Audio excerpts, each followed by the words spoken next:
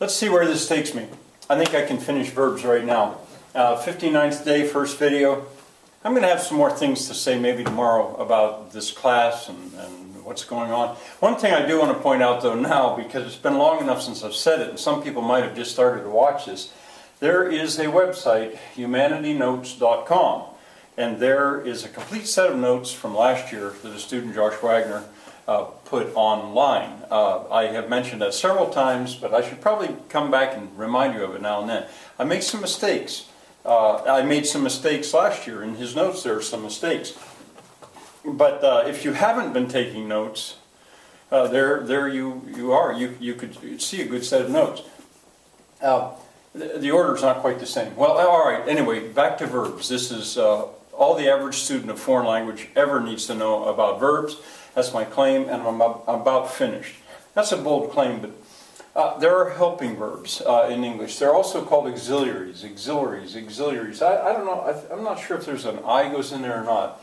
I call them helping verbs. It's just easier. What they do, and I showed you in that chart, I showed you what they are in English. They help other verbs, main verbs, to make verb phrases. A phrase is a group of words acting as a single sentence part. But anyway, they help to make tenses. Well, here's future. I will sing, I shall sing, I am going to sing. The verb to be becomes am. If I say I am going to sing, that's all future. I have sung. He has sung. I had sung. Those are called compound tenses sometimes. The tenses that are in the past that are built up with the helping verb. So anyway, those words help to do that. Forms. And I didn't box that, and I think I've elsewhere shown you about tenses enough. Forms. Well, this is another matter.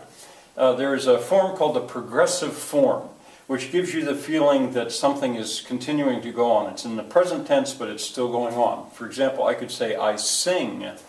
That's present tense. But if I say, I am singing, well, the verb to be, there's a form of the verb to be. I am singing. And then what in English we do is we put the ing, that's called the present participle. We put that on the end of the verb. So I am singing, I am teaching, I am standing, he is singing, they are, this changes. That is not the same in German. In Spanish and Portuguese, it's the same. Estou cantando. In Portuguese, it's the same. Ando, A-N-D-O. You stick it on the end of verbs. It's a very regular thing and handy. When I get to Spanish, I'll show you about that. But it doesn't work in German, for example. The emphatic form, well, we use the verb to do to make something strong. I do sing. Somebody says, you're not singing. I say, I do sing. Negative. See, this verb to do is so important in English. Negative, I do not sing. We don't say, I not sing. We say, we have to use the verb do to make the negative a lot of the time. I do not sing. We make questions with this verb to do. Do you sing? See, in German you would say, sing you? Well, as a matter of fact, I know of no other language, of the languages that I know, I don't know if there are any other languages that use this word do the way we do in English. It's something that you've got to give up on. If you're going to learn to speak another language fluently, you've got to give up on using that word do. Because it just isn't there, pretty much. But anyway, we use it a lot. We also use helping verbs to create voice. Now, the two kind of voices are active and passive. If I say I sing, that's active. I do it. I sing the song.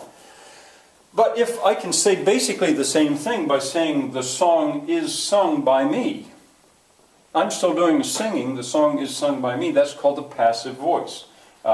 It's there in many languages, I think, but in English the way we do it is See, in Latin, I think they do it with the ending. I'm almost certain that they do. They do so much of this with the ending of verbs. But in English, we use the helping verb, a form of the verb to be.